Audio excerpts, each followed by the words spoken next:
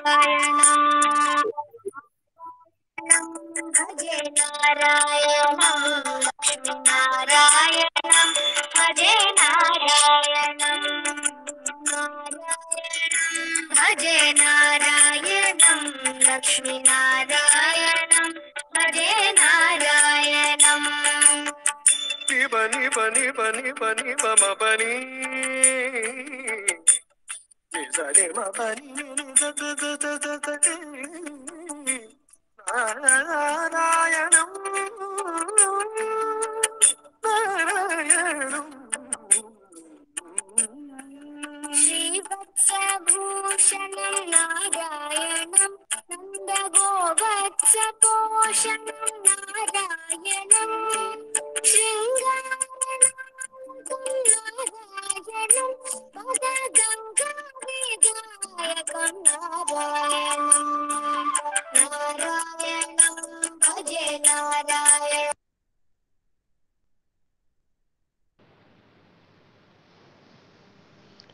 हरे कृष्णा भगवान। प्रणाम हरे कृष्ण।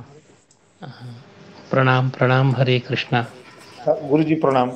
जानकीरमण जी कृपया आप आरंभ करिए। जानकीरमण जी।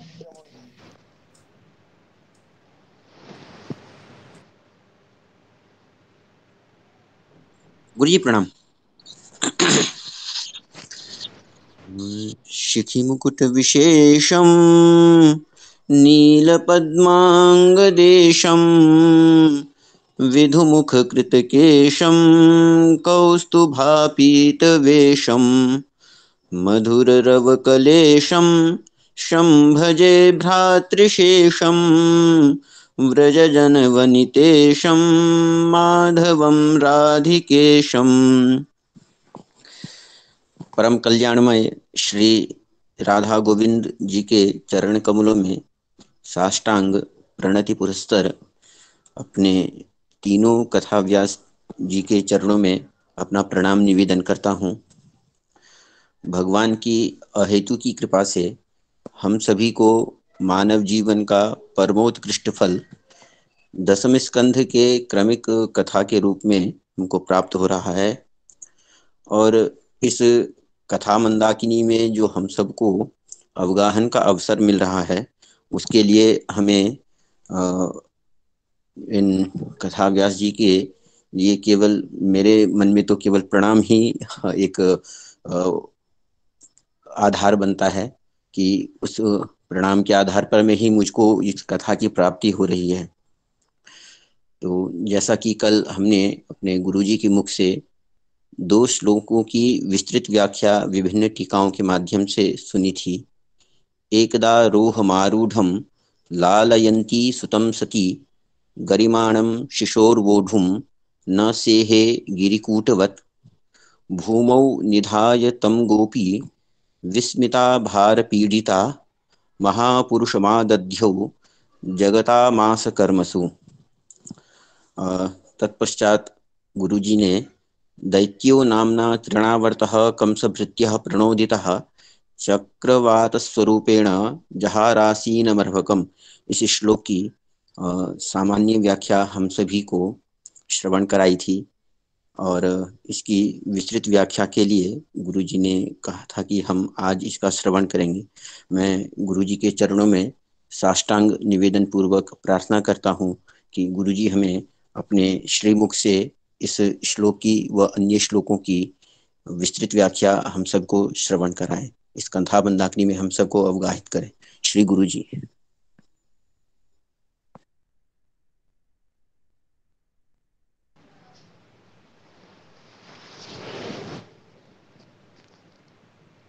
निस्सीम करुणा पूर्णा वात्सल्यैकमहोदधिः कान्ता श्रीराघवेन्द्रस्य सर्वदा पातु जानकी। वन्दामहे महेशानचण्डकोदण्डखण्डनं जानकी हृदयानन्दचन्दनं रघुनन्दनम्।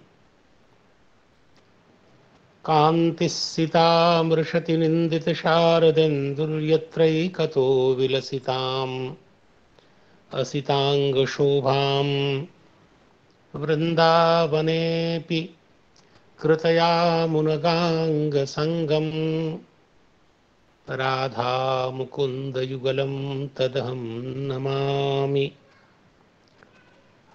माधवं पद्मयोनिं च नारदं वादरायणं शुकं सूतं च गोकर्णं मद्गुरुं च नमाम्यहम्।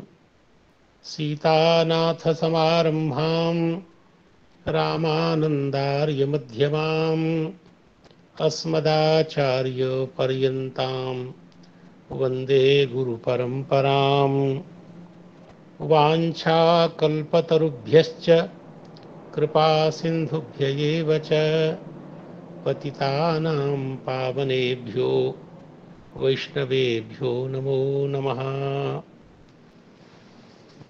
श्री भगवान की अपार करुणा एवं हम सब लोगों के असंख्य पूर्व जन्मों में समुपार्जित पुण्यों के प्राबल्य से यह पवित्र क्षण हमें प्राप्त है।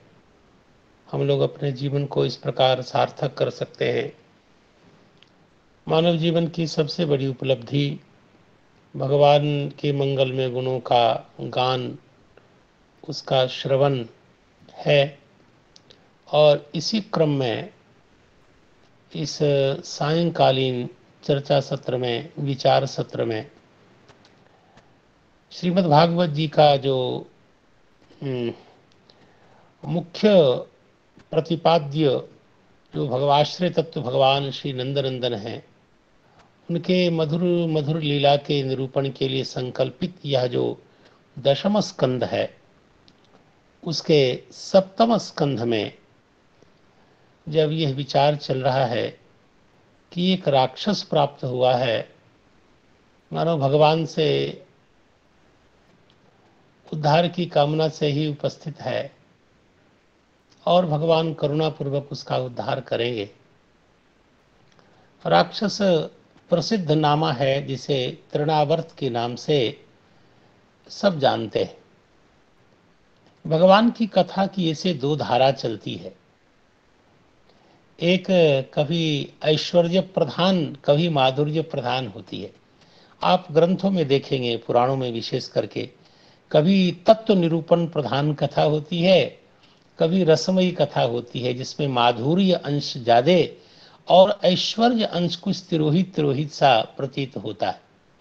तुलसीदास जी ने भी अपनी रामायण में कुछ इसी अंश का संकेत किया है कि बुध विश्राम सकल जन रंजनी राम कथा कलि कलुष विभंजनी। कलि कलुष की विभंजनी, यह जो भगवान की कथा है, इसकी जो मंदाकिनी प्रवाहित होती है, उसके दो तट हैं। जब वो कथा माधुर्य प्रधान तट को सट करके बहती है तो भगवान की कथा भक्तों को कुछ ज्यादा ही आह्लाद होता है, और जब वो ऐश्वर्य प्रधान तट से सट करके कथा मंदाकिनी प्रवाहित होती है तो भगवान के कुछ दर्शन प्रसिद्ध ऐश्वर्य का निरूपण होता है कि भगवान पूर्ण है, परमात्मा है, ज्ञानानंदमय है, ऐसे है वैसे हैं। तो यद्यपि भक्तों को वह वैरस्य कारक होता है ऐसा नहीं है, भक्तों को सुख तो मिलता ही है। कथा सभी रूपों में भक्तों के लिए आह्लाददायिनी होती है, लेकिन जो आनंद रसमयी, माधुर्यमयी एवं भगवान के ऐश्वर्य को भूल करके उनकी मंजुल मंजुल सरस रस लीला के आस्वादन में जो भक्तों को सुख मिलता है, वह सुख तो लगभग नहीं सा ही मिलता है। अब देखें तृणावर्त के इस प्रसंग को जो प्रतीकवादी लोग हैं, प्रतीक के आधार पर भगवान के चरित्र का निरूपण करते हैं कि तृणावर्त क्या है। तो ऐसे आचार्यों ने इसी ढंग से व्याख्या भी की है कि तृणवत आवर्तयति जीवान इति तृणावर्त है। ये तृणावर्त वो है जो रजोगुण है, यही जीव को संसार में भटकाता है। रजोगुण चूंकि रागात्मक है और राग के कारण ही हम संसार में भटक रहे हैं, वहां सुख, क्योंकि थोड़ा ये राग थोड़ा हमको सुख की चाशनी चटा देता है और फिर उसी सुख का अनुसंधान करके हम बार बार अलग अलग व्यापार में लगे रहते हैं, अलग अलग क्रियाओं में, अलग अलग कामों में छटपटाते रहते हैं, भगवान के चरण से विमुख होकर संसार में भटकते रहते हैं। तो सही अर्थ से ये भगवान के चरणों से हटा देने वाला प्रवृत्ति, भगवान से अतिरिक्त जगत में प्रवृत्ति करा देने वाला ये कोई राक्षस है, ऐसा वो लोग कहते हैं जो तत्व निरूपण प्रधान कथा कहते हैं।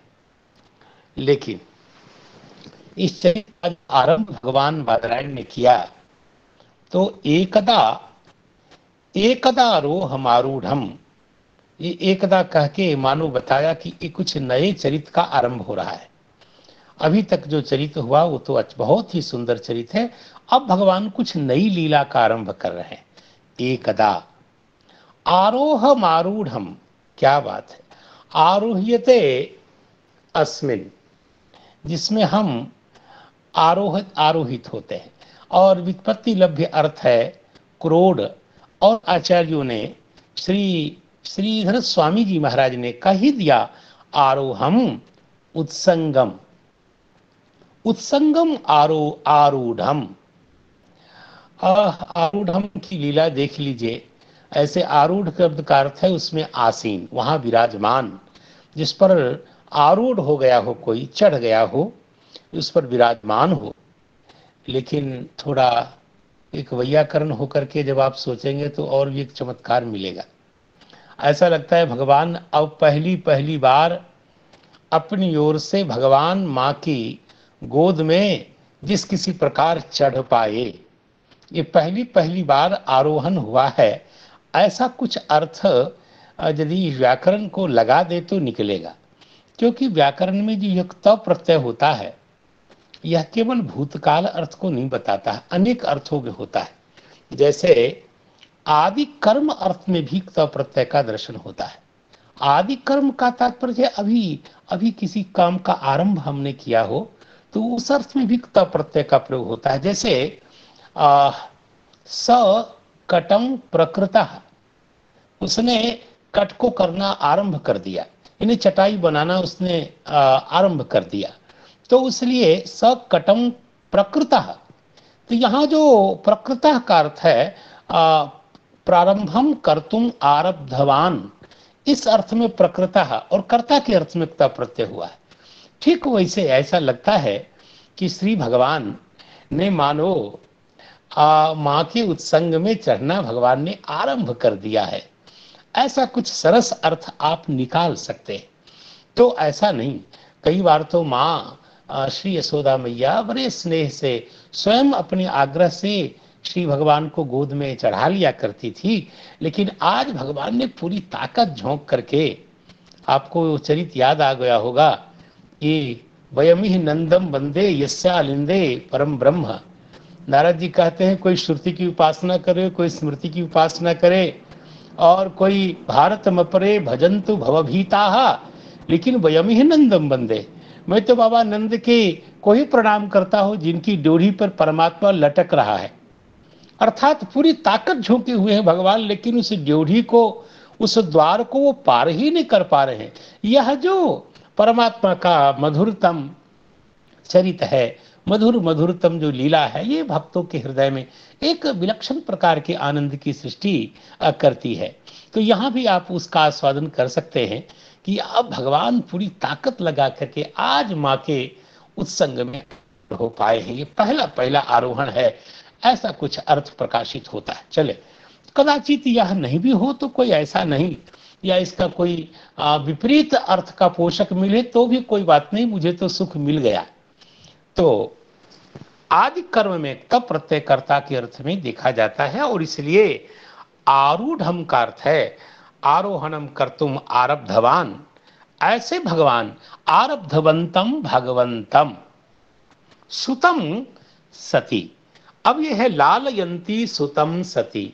यद्यपि इसका ये सब विचारित हो चुका है, मैं अपने कुछ बाल सुलभ प्रकृति के कारण कुछ ऐसे कर रहा हूं, आप करुणापूर्वक इसे सह लीजिए। एकदा रोहम आरूढ़म लालयंती सुतम सती। सती पद से श्री यशोदा मैया विवक्षित है। और वो सती हैं। लोक प्रसिद्ध जो सती शब्द का अर्थ है वही अर्थ है। अनावश्यक खींचने की जरूरी नहीं है, अर्थांतर की भी जरूरी नहीं। बहुत ही सुंदर अर्थ है।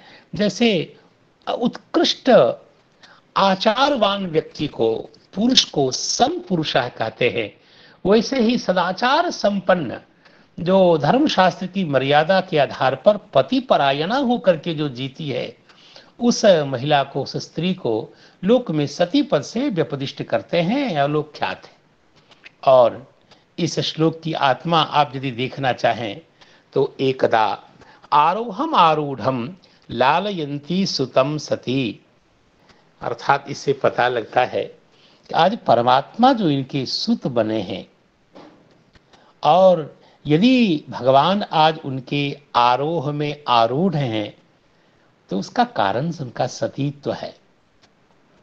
यद्यपि भगवान की करुणा तो भक्त की सकल आनंद में कारण है, लेकिन एक बार धर्मशास्त्र की अवज्ञा, धर्मशास्त्र का अनादर वैष्णव का काम थोड़ी है। वैष्णव ठीक है, धर्मशास्त्र यदि अब यश लेना चाहे तो हम लोग को कोई मत्सर नहीं है।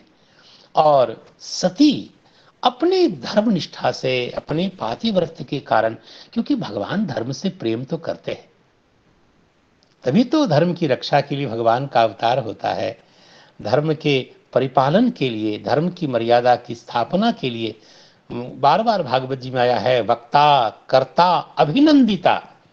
मगर नारद जी से कहा कि मैं धर्म का वक्ता हूँ, धर्म का कर्ता हूँ और धर्म का की मर्यादा का रक्षक भी हूँ। तो जिस भगवान का इतना आग्रह है धर्म के प्रति, तो धर्मानुरोधेन धर्म परायण श्री यशोदा मैया के धर्म क्रिया को देखकर मुग्ध होकर भगवान ने यदि करुणापूर्वक उनके पुत्रत्व को स्वीकार किया तो इसमें क्या दिक्कत है। तो सती आरोहम आरूढ़म सुतम लालयंती, आज यशोदा मैया को जो सौभाग्य प्राप्त हुआ है वह ऐसा लगता है वो सती हैं। सतीत्व निबंधन आज भगवान करुणा करके उनके उत्संग के खिलौना बने हुए हैं, उत्संग के क्रीडनक बने हुए हैं, ऐसा मानो अर्थ प्रकाशित होता है। और लालयंती, क्या बात, जो लल ईप्सायाम धातु है और इस अर्थ की पुष्टि इसके कारण भी हो रही है। लल ईप्सायाम धातु, यद्यपि यह लल धातु चुरादी गणी होने के कारण नित्य लालयति ऐसा ही प्रयोग होता है, लेकिन एक नियम है, चुरादी नाम वा णिच, चुरादियों को णिच विकल्प से होता है। तो लल धातु का प्रयोग करेंगे तो ललते इच्छति ईप्सति ऐसा अर्थ भी होगा। अर्थात भगवान चाहते हैं उनकी क्रोध में विहार करना। आज यशोदा मैया चाहते हुए भगवान को अपने क्रोध में स्थापित करके लालन कर रही है, अर्थात लाड़ लड़ा रही है। यह जो सौभाग्य यशोदा मैया को मिला है उनके सतीत्व के कारण ऐसा, इसलिए सती सती। अब सती के साथ यह जो एकदा है, अरे क्या बात। तो एकदा का ऐसे अर्थ तो आप सब जानते हैं, एकदा का अर्थ है एक बार। एक शब्द से कालार्थक दा प्रत्यय प्रागदेशीय होता है, जिसका अर्थ है एकस्मिन काले, एकदा।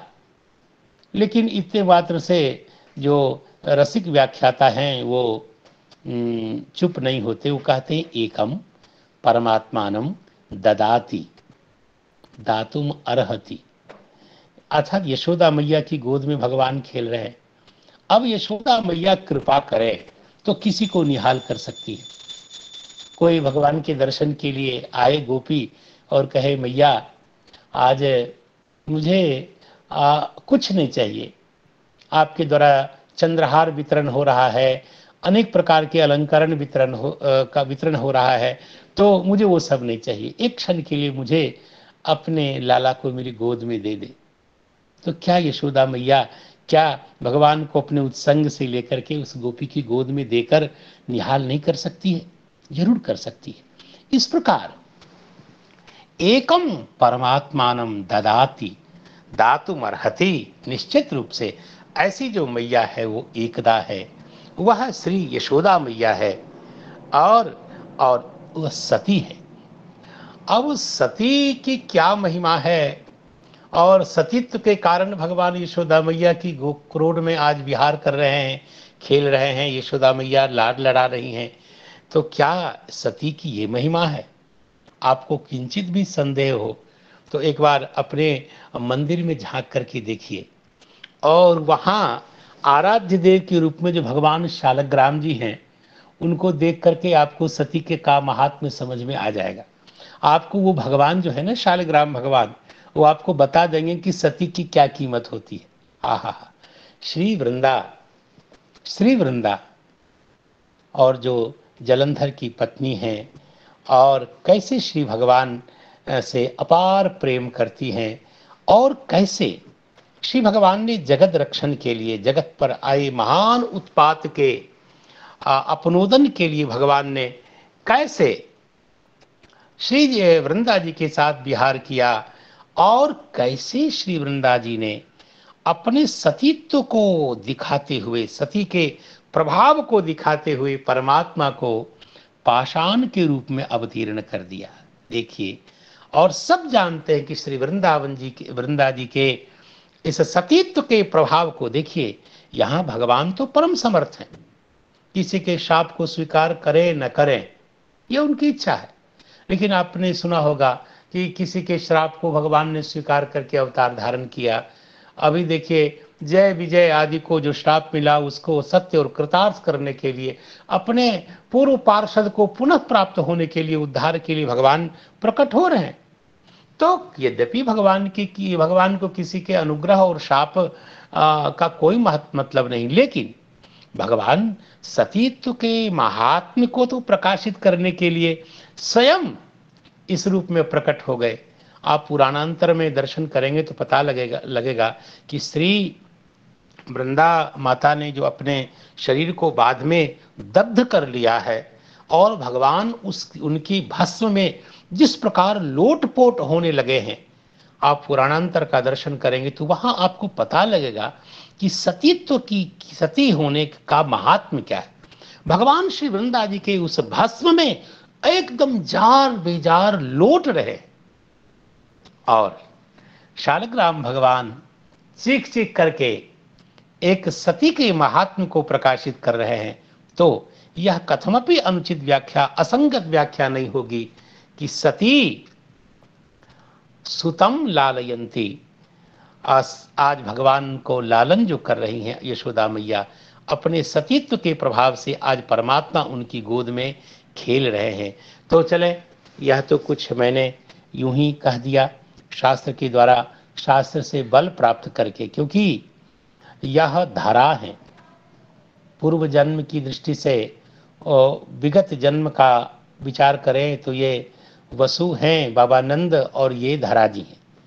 यह कहा गया है श्रीमद् भागवत जी के मूल में, और धरा होने के कारण धारण करने की क्षमता है, परमात्मा को भी अपने उत्संग में धारण कर सकती है। और इसलिए यहाँ एक और बात है कि एकदा रोहमारूढ़म लालयंती सुतम सती गरिमाणम शिशोर्बोढुम न सेहे गिरिकूटवत। आज वैसी जो श्री यशोदा मैया हैं, शिशोर गरिमाणम बोढुम न सेहे, अपने इस शिशु के, देखिए भगवान का ये भक्त पारतंत्र ही है कि परम गुरुतर होकर भगवान शिशु बने हुए। भगवान को लक्षित करके श्री अर्जुन महाराज ने, सब्यसाची ने कहा है, गुरुर गुरुतमो धाम, भगवान गुरुतम है, भगवान से वजनदार सृष्टि में और कोई हो नहीं सकता है, नहीं कोई संभावित भी नहीं। ऐसे गुरुतम भगवान आज शिशु भाव को प्राप्त हो गए हैं। ये भक्त पारतंत्र के कारण भक्तों को सुख देने के लिए, लीला प्रयुक्त आनंद का वितरण करने के लिए, अपना वात्सल्य लुटाने के लिए, वात्सल्य रस से भक्त को आह्लादित करने के लिए भगवान इस भाव को प्राप्त हुए हैं। और इसलिए शिशु शब्द की व्युत्पत्ति भी कुछ ऐसी है। देखिए, छोटे को ही शिशु कहते हैं। व्युत्पत्ति क्या है? क्योंकि शो तनु करने धातु से बनने वाला ये श्यति इति शिशु, ऐसा अमरकोश में जो रामाश्रमी टीकाकार ने निर्देश किया है। श्यति शायते वा इति शिशु, ऐसा वहां लिखा है। भगवान आज बिल्कुल बिल्कुल ह्रस्व भाव को प्राप्त हो गए हैं मानो, लेकिन आज वही भगवान गरिमानम शिशोर बोधुम, उसी शिशु की गरिमा को, गुरुता को, गुरुत्व को नसे है धारण नहीं कर पा रही हैं, ढो नहीं पा रही हैं। आज श्री यशोदा मैया, जो यशोदा मैया भगवान को गोद में खिला रही थी, लालन कर रही थी। देखिए, ये परस्पर कितना विरुद्ध है, विरोधाभास है।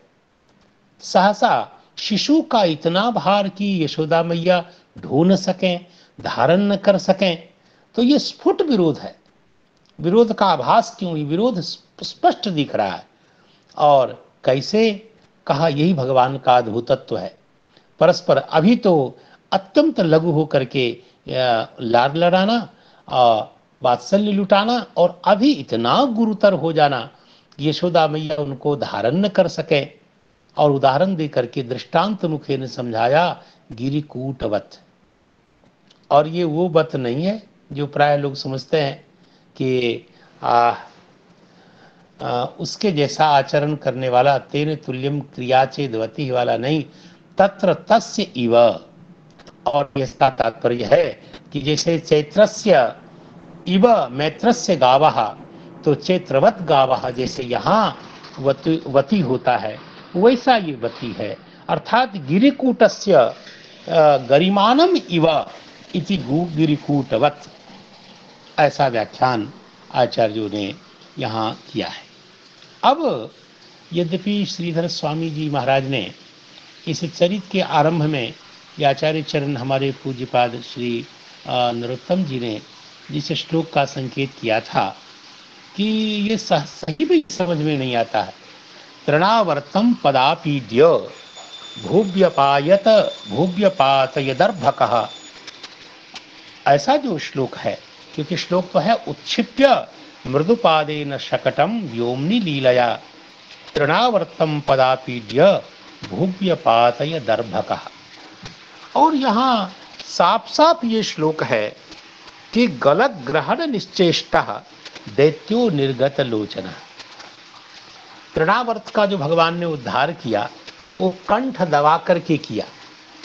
गलत ग्रहण करने के कारण वह दैत्य निश्चेष्ट हो गया और फिर निर्गत लोचना, उसकी आंखें निकल गई और मरा। लेकिन यहाँ तो श्री श्रीधर स्वामी जी महाराज, जो टीका के मामले में अत्यंत ही जागरूक हैं और सभी टीकाकारों के गुरु के समान हैं, मधुमेह भणिति नाम मार्गदर्शी महर्षि, जैसे रास्ता दिखाने वाले कोई होते हैं, वैसे श्रीधर स्वामी जी महाराज हैं। लेकिन पता नहीं यहाँ की पंक्ति समझ में नहीं आ रही है। हाँ, कुछ कुचेष्टा की जा सकती है उनको समझने की दिशा में, और वो आपाततः वो कुचेष्टा ही है, ऐसा आप मान करके इसको सुने। और वो इस प्रकार है कि यह जो पाद शब्द है, यह हमेशा चरणवाचक ही नहीं होता। इस पाद का पद आदेश होता है पाद पद से, तो या पद्दन्नोमासी की कृपा से, तो वह पाद, देखिए एक धातु है पद स्थैर्य, एक पदगतो तो है ये आत्मनेपदी वाला दिवादी वाला पद्यते, लेकिन एक पद स्थैर्य धातु है जो बिल्कुल भवती के समान पदति रूप बनता है, और उसकी कृपा से पदति तिष्ठति अनेन इति पादः, और पादः जिसके कारण व्यक्ति टिका हुआ रहता है, तो पादः नाम प्राणः। और पदापीड्य अर्थात प्राणेन आपीड्य अर्थात प्राणेन वियोज्य, ऐसा अर्थ यदि कोश और इधर उधर के चक्कर से किया जा सकता है। अर्थात प्राणेन वियोज्य, प्राण निकाल करके और फिर धरती पर पटक दिया भगवान ने, इस प्रकार कुछ करके इसकी संगति संभव है। अथवा जैसे आप साहित्य के लोग लक्षित लक्षणा द्विरेफ का भ्रमर तक ले जाते हैं, वैसे कुछ ले जाना चाहें तो एक और सुंदर आयास हो सकता है, और वो इस रूप में हो सकता है कि भूमि पदापीड्य यानी ऊर्ध्वम गत्वा। जैसे धरती पर हम पदाघात करते हैं, पदापीडम लिखा है एक विश्वकोश में, पदापीडम उद्गमनम। तो पदापीडम उद्गमनम यदि है तो निश्चित रूप से पदापीडनम नाम उद्गमनम ने ऊर्ध्वम गत्वा, पदापीड्य ऊर्ध्वम गत्वा, ऐसा कुछ अर्थ करके ऊपर जा करके और भगवान ने शिला पृष्ठ पर पटक दिया, अपातयत अर्भ कहा। भगवान बाल कृष्णलाल ने उसका इस प्रकार उद्धार किया। ये यद्यपि किसी प्रामाणिक और बलपूर्वक आग्रह के साथ कहने वाला उत्तर और नहीं है, यह एक चापल्य है, बुद्धि का स्वातंत्र है, बुद्धि की उच्छृंखलता है, ऐसा हम कह सकते हैं। तो आगे श्री भगवान बादरायण अगले श्लोक का जो स्थापन करते हैं, भूमौ निधाय तम गोपी विस्मिता भार पीड़िता महापुरुषमादध्यौ जगतामास कर्मसु। और सीधा अर्थ है कि जब श्री भगवान की गुरुता को मैया धारण नहीं कर सकी तो क्या करती, लिखा है भार निपीड़िता, भगवान के गौरव के कारण वह बहुत व्यथित हो गई, दबने सी लग गई, सह नहीं पाने लग गई। नशे ही तो पहले ही कह दिया। जब निपीड़ित हो गई तो एक बार तो विस्मय हुआ, ये हो गया कैसे, ऐसा कैसे हो सकता है। अभी जिस बच्चे को, जिस बालक को मैं गोद में लाड लड़ा रही थी, सहसा वही बालक इतना वजनदार, इतना गौरवपूर्ण, गुरुतापूर्ण कैसे हो गया, ऐसा मान करके विस्मित सी हो गई। और फिर भूमौ निधाय, तम भूमौ निधाय, श्री भगवान को धरती पर स्थापित किया। कुछ आचार्यों ने कहा कि शास्त्रन भूमि पर स्थापित किया, बहुत अच्छी बात है। श्री भगवान ऐसे सहसा भूमि पर रखने योग्य हैं भी नहीं। जैसे कई चीजों को सहसा आप धरती पर नहीं रखते, शंख को, पुस्तक को, ब्राह्मण के नितंब हैं, और श्री शालग्राम जी को, अभी दीपक को शास्त्र में लिखा है, और भगवान तो सबसे महत्वपूर्ण है। तो कई आचार्यों ने कहा कि शास्त्रन भूमि पर भगवान को स्थापित किया, बहुत अच्छा लगा। और उसके बाद गोपी महापुरुष मादध्यो, आचार्यों ने उसकी बहुत सुंदर व्याख्या की, इसलिए अनुध्यान किया ताकि कोई अनिष्ट की आशंका चिंतन करके अचानक कोई डाकिनी, शाकिनी या कोई प्रतिकूल ग्रह अचानक ये वैपरीत्य क्या कैसे हो गया, इस आशंका में, अनिष्ट की आशंका में अनेक प्रकार की, देखिए जो वत्सला माँ होती है उसको कितनी आशंका होती है। बालक के अधिक दूध पीने पर भी आशंका, दूध न पिए तो भी आशंका, अधिक हंसने लग जाए तो आशंका, बिल्कुल नहीं हंसे तो आशंका। तो आशंका ही आशंका, क्योंकि जो स्नेह है वो बहुत आशंकित रखता है व्यक्ति को। तो इस कारण विस्मित तो हो ही गई, और उसके बाद धरती पर स्थापित किया, और उसकी निवृत्ति के लिए मानो देवोपासना हो, भगवान का ध्यान हो। परम पुरुष जो नारायण हैं, भगवान हरि हैं, और कौन हो सकता है परम पुरुष संसार में। परम पुरुष भगवान को छोड़कर कोई होता नहीं, क्योंकि वेद केवल भगवान को ही परम पुरुष कहते हैं, और ये परम पुरुष शब्द बहुत ही महंगा है। भगवान बादरायण बहुत सोच सोच करके इसका प्रयोग करते हैं। और आपने श्लोक सुना होगा, ध्येयम सदा परिभवघ्नमभीष्ट दोहम तीर्थास्पदम शिव विरिंचिनुतम शरण्यम भृत्यार्तिहम प्रणतपाल भवाब्धिपोतम वंदे महापुरुष ते चरणारविंदम। तो यहाँ तो पंचायती भगवान का कहीं संकेत नहीं है, लेकिन अगले श्लोक में तो खुल करके बता दिया वो महापुरुष कौन है। क्या बात। त्यक्त्वा सुदस्त्यज सुरेप्सित राज्य लक्ष्मी धर्मिष्ठ आर्य वचसा यदगादरण्यम माया मृगम दयितयेप्सित मन्वधावद वंदे महापुरुष ते चरणारविंदम। यहाँ जो एक शब्द, एक संबोधन है, एक शब्द है भगवान के लिए, धर्मिष्ठ, ये तो इतना इतना विशेष है। विनमतोर लुक का ऐसा उदाहरण है, धर्मी, और उसमें भी धर्मी संसार में जितने धर्मात्मा हैं सब में जो श्रेष्ठ भगवान हैं वही महापुरुष हैं, वही भगवान राम कृष्ण, ये जो भगवान नंद नंदन है वही महापुरुष हैं, भगवान हरि ही महापुरुष हैं। तो और वेद समर्थन करते हैं, वेद कहते हैं वेदाहमेतम पुरुषम महांतम आदित्यवर्णम तमसः परस्तात्, आदित्यवर्णम तमसः परस्तात् वेदाहम पुरुषम महांतम, महांतम पुरुषम अहम वेद। क्या बात।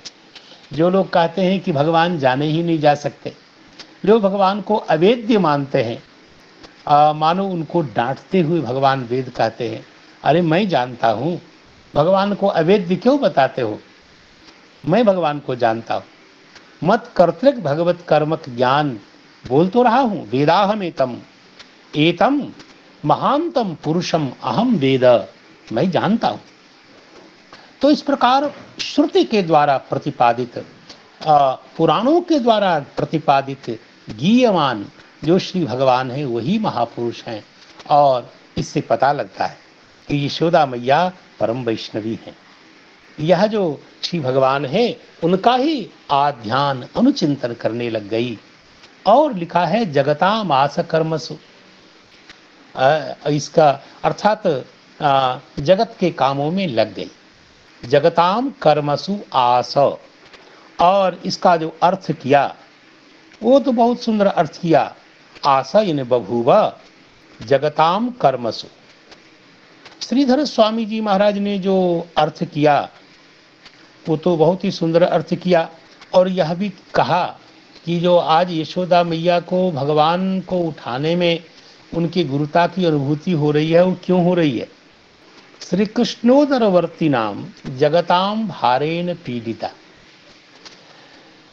अर्थात यह जो भगवान इतने गुरुतर हो गए, तो ऐसा श्री भगवान के उदर में जो अनंत अनंत ब्रह्मांड हैं, अनंत अनंत जगत हैं, उस जगत के भार से पीड़ित हो गई हुई हैं।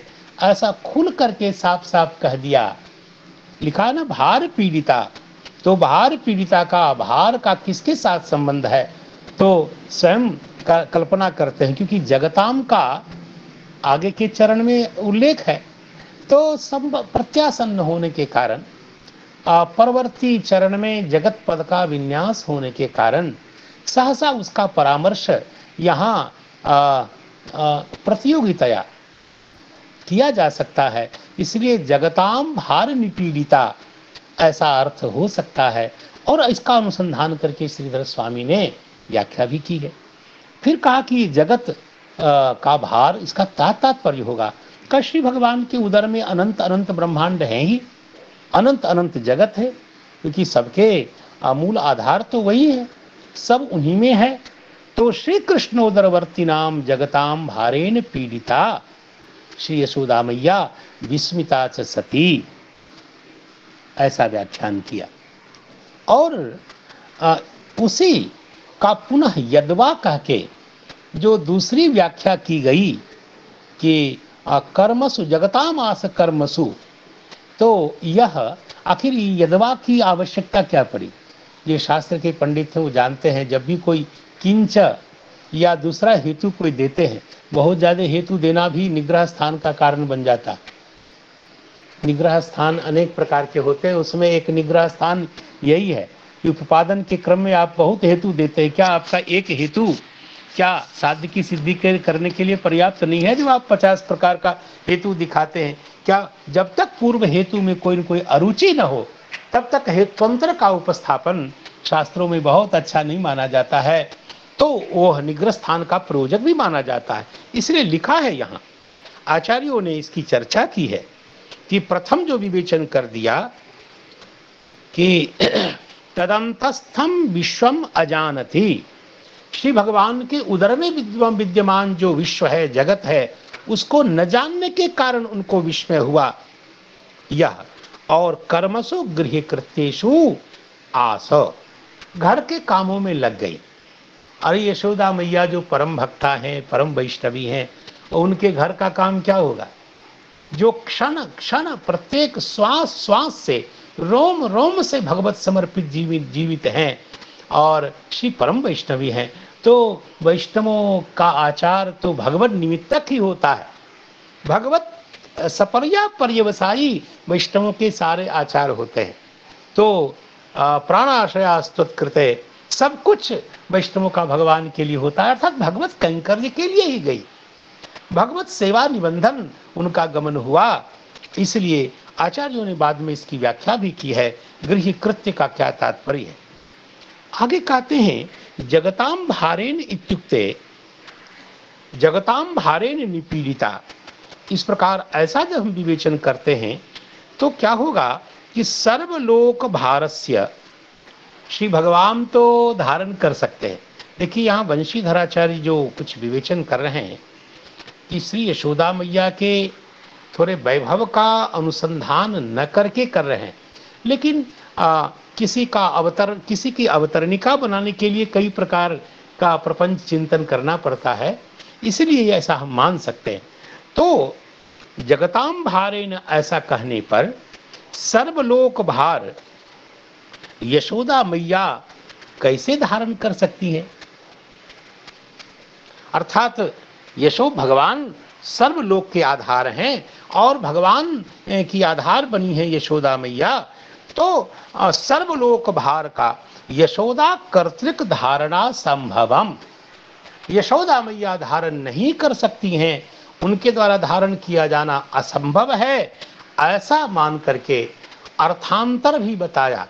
एक दूसरी व्याख्या भी की है जिसे हम यद्वा कह के सूचित किया है श्रीधर स्वामी जी ने, और कहा यद्वा जगताम मध्य कर्मसु आस, और उन्होंने तो एक विचित्र अर्थ कर दिया। श्री यशोदा मैया को केवल कर्मनिष्ठ बताया, यद्यपि कर्म अलग चीज है, ज्ञान अलग चीज है, और भगवान की भक्ति तो नितांत ही विलक्षण है। परम भक्तिमयी भावमयी यशोदा मैया के स्वरूप का अनुसंधान किए बिना श्री वंशीधराचार्य जी महाराज ने ऐसा कुछ लिखा है, पता लगता है।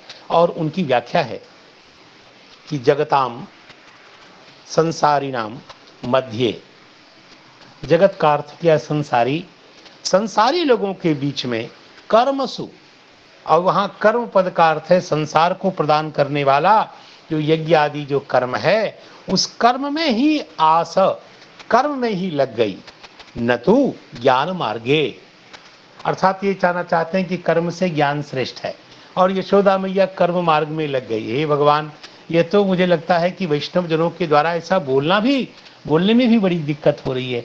यशोदा मैया, और क्या भगवान के वात्सल्य से स्निग्ध अंतःकरण वाली तदैक प्रीति जीवन यशोदा मैया के लिए कर्म परायणता का चिंतन भी शायद अत्यंत अनुचित है, अथापि इन्होंने ऐसा लिखा है इत्यर्थ।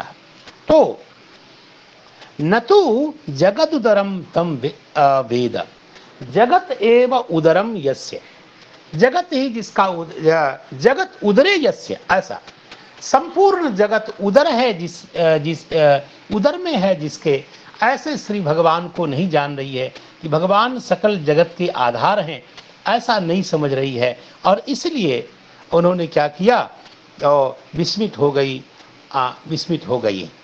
तो यहाँ मुझे जो लगता है, यहाँ टीकाकार ने लिखा भी है, जगद उदर भगवद वेदने तू, यदि भगवान के विषय में यह जान जाती कि भगवान के उदर में संपूर्ण जगत है, जगत है जिसके उदर में, ऐसे भगवान के वेदने, भगवान के ज्ञान होने पर तू स्वप्ने भी जगत कर्मणि प्रीतिर नोदयते, स्वप्न में भी सांसारिक कृत्य में प्रीति उत्पन्न नहीं होती। अर्थात ज्ञान भगवान के स्वरूप का यथावत ज्ञान हो जाने पर स्वप्न में भी, किम पुनः जागृत अवस्थायाम, जागृत अवस्था को कौन कहे, स्वप्न में भी संसार के काम में प्रीति नहीं होती है, इति तात्पर्यम। तो ये सा उन्होंने कहा है, तो कोई दिक्कत नहीं, उन्होंने ऐसा, क्योंकि सबकी समान दृष्टि हो ये कोई जरूरी नहीं, लेकिन श्रीधर स्वामी जी को यत्र तत्र बहुत अर्थों में बहुत वादन किया। तो आगे श्लोक का हम उच्चारण करते हैं और मुझे लगता है वो ज्यादा उपयुक्त होगा। सीताराम सीताराम।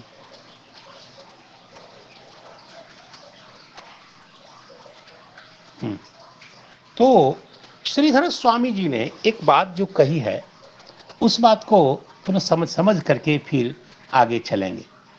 ये कह रहे हैं श्रीधर स्वामी जी 19वें श्लोक की अवतरणिका करते हुए कि तृणावर्तात् स्वमृत्यु परिहाराय कृष्णेनैव आत्मनः उत्संगात् उत्ताराय कृतं भारम अजानति।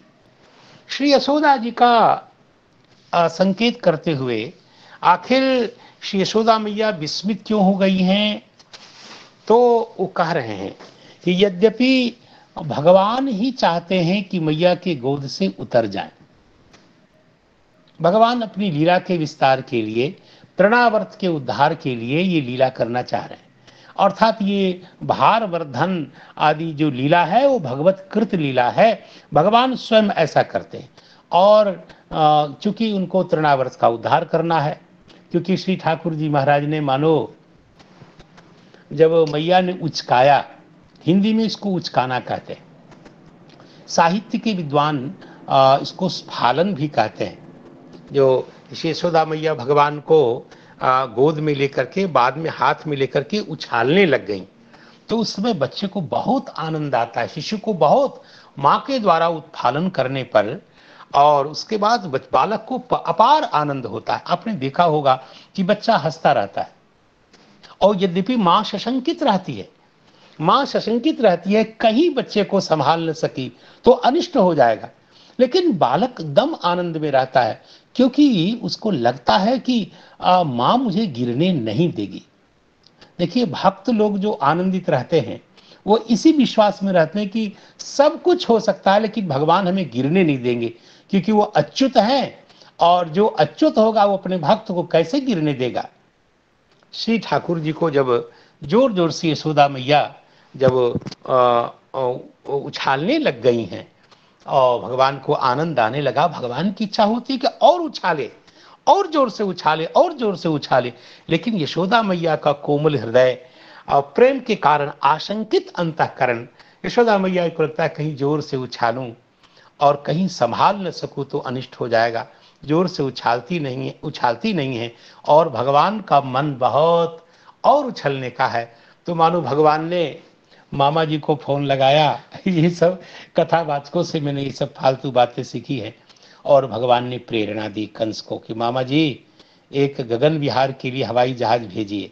और इसी क्रम में कंस के द्वारा प्रेषित वह दैत्य जिसे हम तृणावर्त कहते हैं, जब तृणावर्त आ गया तो भगवान से तो कोई क्या छिपेगा, भगवान ने देख लिया कि अब तृणावर्त आ चुका है और इसका उद्धार करना है, और इस रूप में यदि मैं जाऊं, यदि वो मेरे हरण के लिए उद्यत है, और यदि मैया के साथ मुझको वो हरण करता है, तो स्वाभाविक है कि दूर ले जाने पर अत्यंत कोमल भाव वाली भीरू प्रकृति की जो कोमल स्वभाव वाली मैया है वो डर जाएगी, और कहीं ऐसा न हो उसको विकराल भयानक उसके कृत्य को देखकर, ऊर्ध्वगमन वाली लीला को देखकर, मेरी लीला को देखकर वो डर जाए।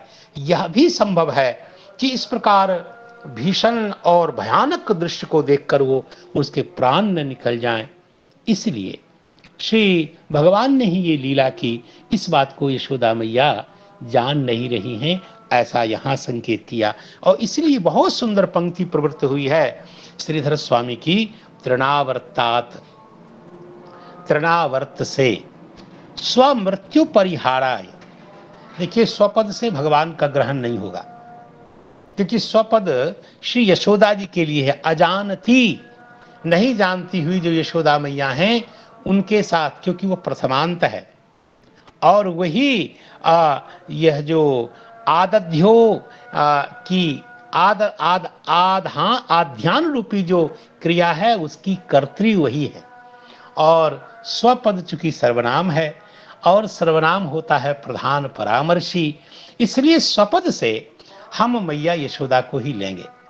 और स्व मृत्यु यानी अपनी जननी यशोदा मैया की, अपनी जननी श्री यशोदा मैया की जान बचाने के लिए भगवान ने क्या किया? भगवान ने क्या किया? श्री कृष्णे नैव, श्री कृष्णे नैव, श्री भगवान के द्वारा ही आत्मनः अपने आप को गोद से उतारने के लिए लिखा है। यहां जो पंक्ति है, कृष्णे नैव आत्मनः उत्संगात उत्ताराय, स्वयं अपने आप को गोद से उतारने के लिए कृतम भारम, अर्थात कृष्णे नैव कृतम भारम, श्री भगवान ने अपनी लीला से इस भार को प्रकट किया। यशोदा मैया नहीं जान रही हैं, इसलिए विस्मित हो रही हैं। अचानक जो वैपरीत्य देखा, अत्यंत, यद्यपि आज टीकाकार ने कहा कि अपने बालक का गुरुतर हो जाना, अरे मैया तो पूरी चेष्टा से चाहती हैं कि कब मेरा बालक जवान हो जाए, बड़ा हो जाए, हृष्ट पुष्ट हो जाए, तो बालक की गुरुता से मैया क्यों दुखी होगी, क्यों विस्मित होगी? लेकिन यह अचानक वैपरीत्य को जो देखा, अनुभव किया यशोदा मैया ने, इसलिए विस्मित होकर के और भगवान का स्मरण करने लग गई। इत्यादि इत्यादि अर्थ का प्रकाशन आचार्यों ने, श्रीधर स्वामी जी महाराज ने भी किया है। और तो अब मुझे लगता है कि इस श्लोक को प्रणाम करें और उच्चारण कर लें। भूमौ निधाय तम गोपी विस्मिता भार पीड़िता, महापुरुषम आदध्यौ जगतामास कर्मसु। यहाँ तक की जो चर्चा थी वह तो आचार्य चरण श्री नरोत्तम जी महाराज की चरण पद्धति का आश्रय लेकर के मैं यहाँ तक आ पाया। अब आगे श्री दैत्यो नामना तृणावर्तः कंसभृत्यः प्रणोदितः अथवा प्रचोदितः चक्रवात स्वरूपेण जहारासीन मर्भकम।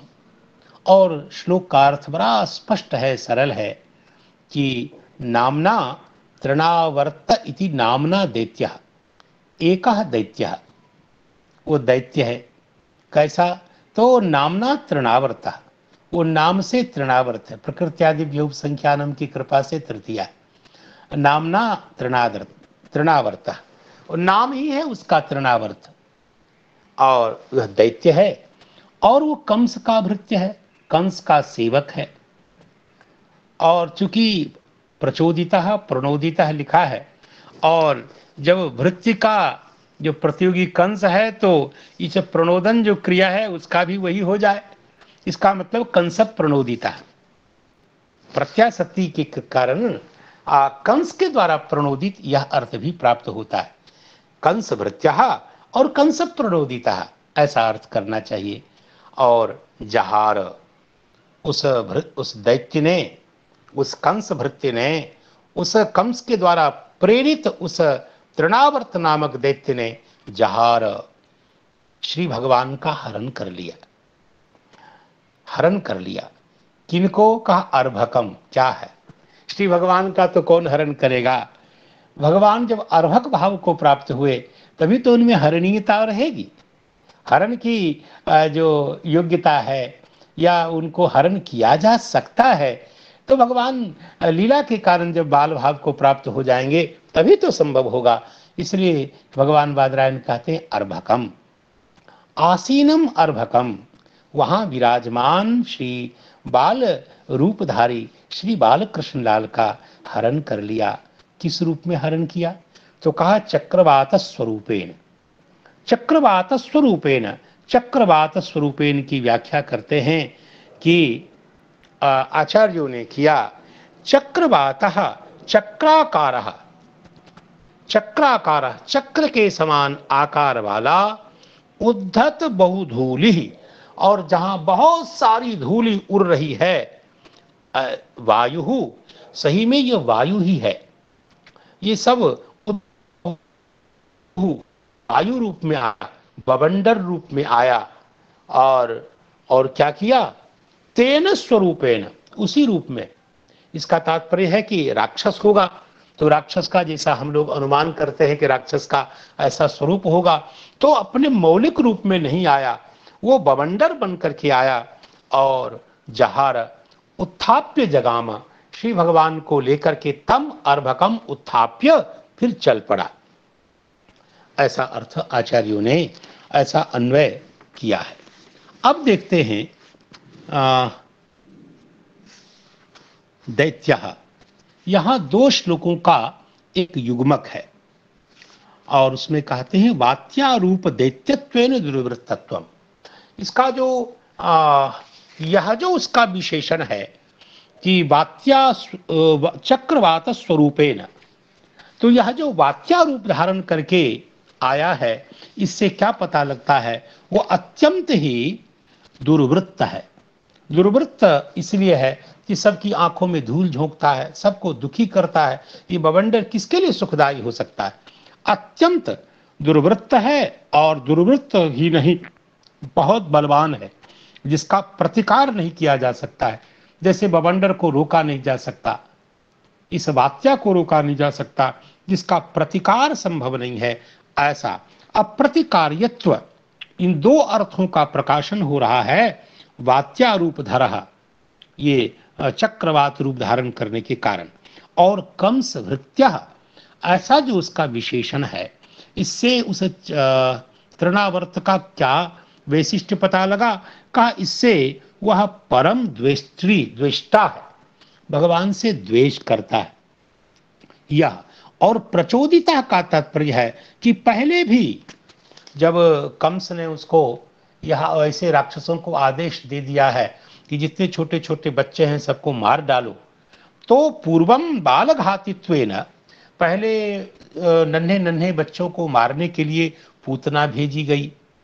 पूतनैव सामान्यतः बालघातिनी थी, लेकिन वह जब जो छद्ममय मूर्ति, छद्म मूर्ति, वह पूतना जब वह व्यापादित हो गई, समाप्त हो गई, तो उसके मरने के बाद यह कंस शंकाकुल हो गया, बहुत आशंकित हुआ, और शंकाकुल होकर के फिर लिखा है सन्न मूर्ति ही, तब एक ऐसे अमूर्ति जिसका आप जड़ विग्रह कह सकते हैं, जड़ाकार जड़ विग्रह वाला जो शकटासुर है, वह प्रस्थापित हुआ, वह भेजा गया। और जब वह भी विलय को प्राप्त हो गया, वह भी व्यापादित हुआ, उसका भी उद्धार भगवान ने किया, तो अब बहुत डर गया है कंस। टीकाकार कहते हैं अंतर्भीता, अंदर से उसका कलेजा धक धक करने लग गया।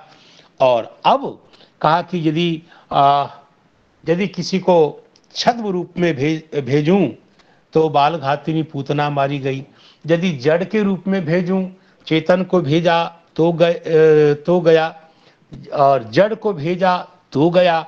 अब ऐसे राक्षस को भेजा जाए जिसमें जड़त्व और चेतनत्व, यानी मूर्तत्व और अमूर्तत्व दोनों विशेषता हो, और इसलिए ऐसे राक्षस को कंस ने भेजा है, और वह है तृणावर्त। आप देख रहे हैं, तृणावर्त के लिए कहा गया मूर्तामूर्त धर्मः बलवत्तरः दुर्ग्रह रूपः, जिसको पकड़ना बहुत ही कठिन है।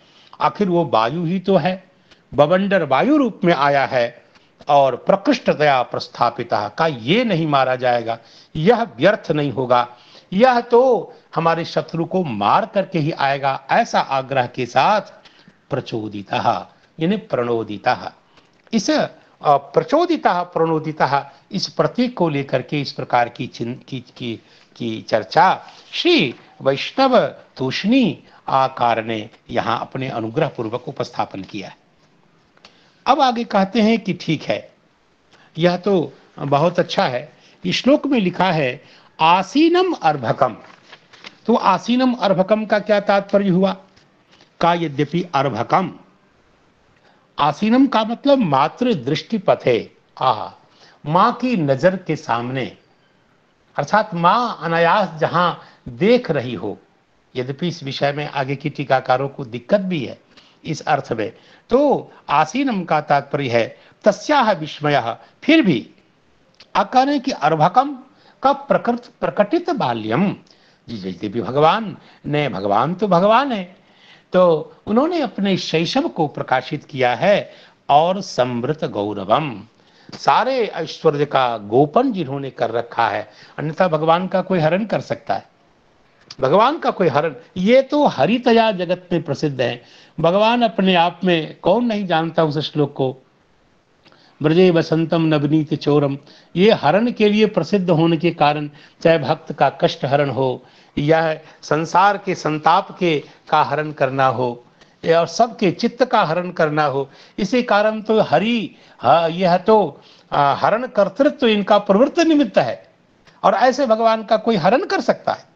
कथमपि नहीं। लेकिन उस भगवान ने, वैसे भगवान ने अपने गौरव का, अपने हरण कर्तृत्व का संवरण कर रखा है, और इसलिए यह राक्षस, यह तृणावर्त उनका हरण कर सका। यह अर्थ यहां प्रकाशित हुआ है।